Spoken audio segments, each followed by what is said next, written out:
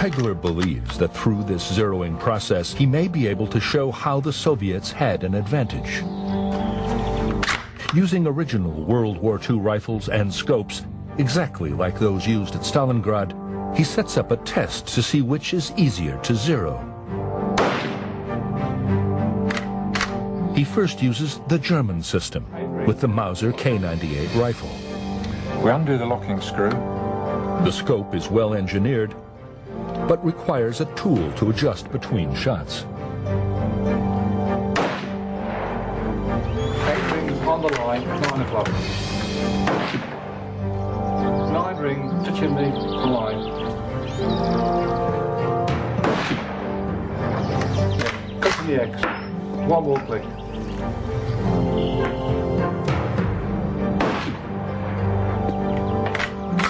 Okay, you're there.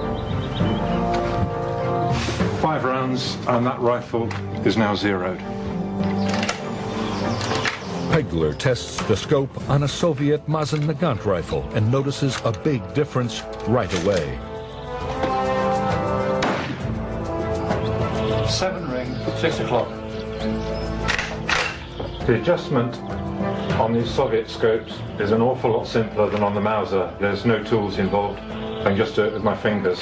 Makes life a lot easier for the sniper. 9 ring, 4 o'clock.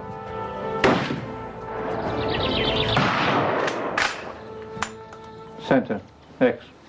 It takes only 3 shots before the Soviet rifle is zeroed.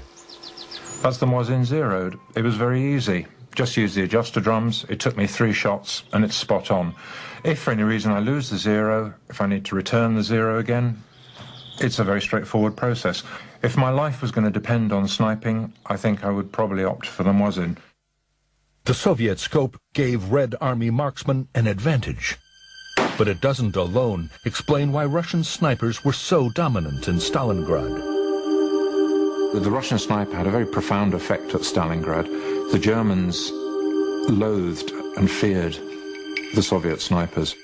They couldn't get away from it. It didn't matter where they were. A careless movement, just showing your head a little bit too much above a trench, would bring a sniper's bullet. Many Russian snipers, like the celebrated Vasily Zaitsev, were recruited from remote areas such as Siberia, where marksmanship was vital for hunting. But it seems it was more than just hunters that were involved with shooting in the pre-war years in Russia. In the 1930s, millions and millions of young Russians, men and women, had gone out to get their sharpshooter badge, which meant you qualified really as an effective sniper. And when the war came, the Soviet Union had a culture, really, among its young people of shooting with great accuracy. It was a culture that would prove immensely valuable to the Red Army. This cult of sniperism grew up mainly through the media. They made their snipers into heroes. They were people who were lauded publicly, given honours and awards, whereas in every other country, the sniper was regarded as rather the dirty dog of war. With large numbers of experienced sharpshooters using high-quality, simple-to-use scopes, the Red Army inflicted heavy physical and psychological casualties on the Germans.